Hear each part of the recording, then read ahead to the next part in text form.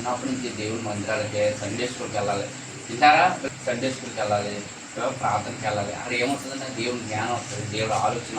వాళ్ళకి ఏమవుతుందంటే ఎప్పుడైతే వాళ్ళు వెళ్తారో వాళ్ళు చూడండి, ఈ మోసే గారు ఏదైతే జరిగిందో మా మీద నిన్ను అక్కడ ఎక్కడికి వెళ్ళిపోతారో చూడండి.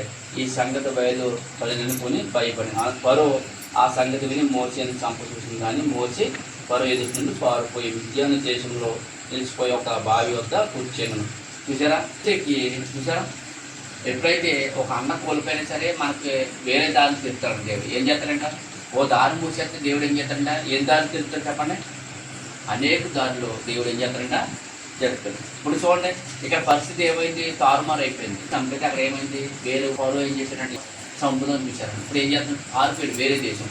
ఎక్కడికి వెళ్ళిపోయి నిత్యాన్ని దేశం వెళ్ళిపోతానంట. యజమాని 7 కుమార్తెలు ఉన్నారంట ఆయనకి. ఎంతమంది అంట? వారు వచ్చి తమ తండ్రి మందకు పెట్టుటకు నీళ్లు చేదు తొట్లను నింపుతుండగా మంద కాపులు వచ్చి వారిని తోలివేసి అప్పుడు మోసే లేచి వారికి సహాయం చేసి మందకు నీళ్లు పెట్టాను.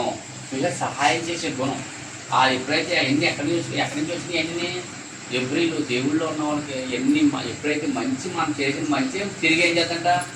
తిరిగి వస్తుంది. ఇతను సహాయం చేశాడు కాబట్టి ఆ ఇంట్లో కుమార్తెని పెళ్లి చూసుకుని 7గురిలో ఎంతమంది? అందులో ఒక అమ్మాయిని ఏం చేశాడంటే ఆయన చూడండి, అది ఇక్కడ 3వ అధ్యాయం నిర్గమకాండం 3వ అధ్యాయం చూడండి. ఇక్కడ 17 వారు తమ తండ్రి అయినా 18 వచ్చాడు. వారి తండ్రి రవియులు వద్దకు వచ్చినప్పుడు అతను నేడు మీరంత త్వరగా వచ్చుతున్నారని అందుకు వారు ఐగుప్తులలో అంధకాపుల చేతుల నుండి మమ్మల్ని తప్పించి వరిగా నీళ్లు చేది మన మందకు పెట్టినగా. అతను ఏమంటారు? ఐగుప్తీనండి. అసలు వాస్తవానికి ఎవ్రీడే ఆ పరాయి దేశంలో ఉన్నారు కదా. ఆ పరాయి దేశంలో అంటే అతను ఐగుప్తీనండి. కానీ అతను మనసు ఏంటి? సహాయం చేశాడు. వీళ్ళందరికీ ఏం చేశాడంటే నీళ్లు చేసాడంటే వాళ్ళకి పట్టిన నీళ్ళ విషయంలో సహాయం చేశాడు.